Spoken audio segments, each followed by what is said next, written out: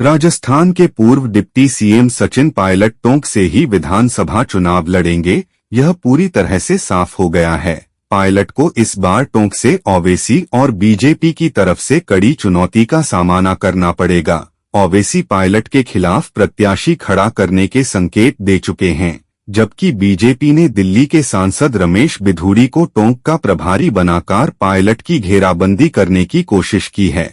सियासी जानकारों का कहना है कि पायलट के गुर्जर वोट बैंक में सेंध लगाने के लिए ही बिधूड़ी ही लाया गया है। सियासी जानकारों का कहना है कि टोंक के सियासी समीकरण पायलट के पक्ष में हैं। नजर इस पर ही पायलट पिछली जीत का रिकॉर्ड तोड़ पाते या नहीं है।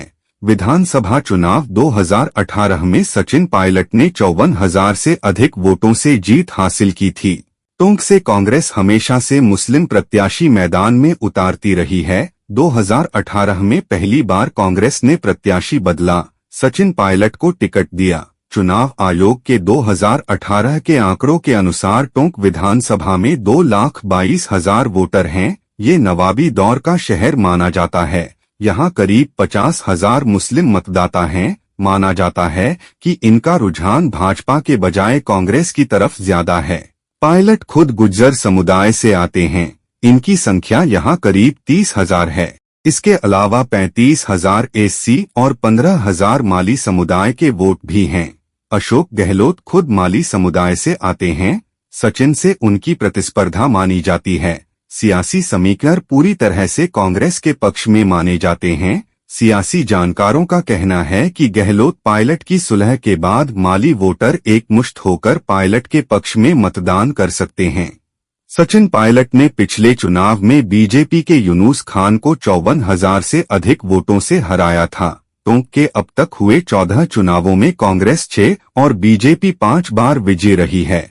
सचिन पायलट 2 दिवसीय दौरे के तहत बुधवार को टोंक पहुंचे थे। इस दौरान कांग्रेसी कार्यकर्ताओं और गुर्जर समाज के लोगों ने पायलट का भव्य स्वागत किया। पायलट ने संसद में विवादित टिप्पणी करने वाले बीजेपी सांसद रमेश बिधूड़ी को टोंक जिला प्रभारी बनाए जाने को लेकर पहली बार अपनी प्रतिक्रिया दी। इस दौरान उन्होंने कहा कि यह बीजेपी का निजी मामला है कि टोंक में किसको प्रभारी बनाए, किसको नहीं। मैं इस मामले में नहीं पड़ना चाहता। उन्होंने कहा कि जनता सब समझती है किसने विकास किया है। जनता तय करेगी किसे वोट डालना है।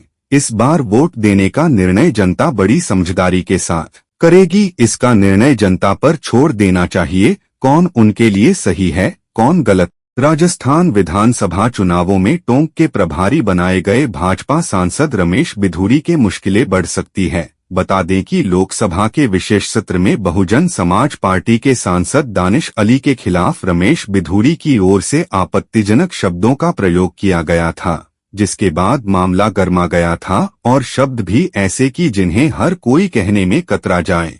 इसके बाद भी उन्हें भाजपा की ओर से टोंक का प्रभारी बना दिया गया और कोई कार्रवाई तक नहीं हुई। लेकिन विपक्ष और सत्तापक्ष के कई सांसदों की शिकायतों और बसपा सांसद की शिकायत पर अब विचार करने के लिए लोकसभा की विशेषाधिकार समिति की पहली बैठक होने जा रही है।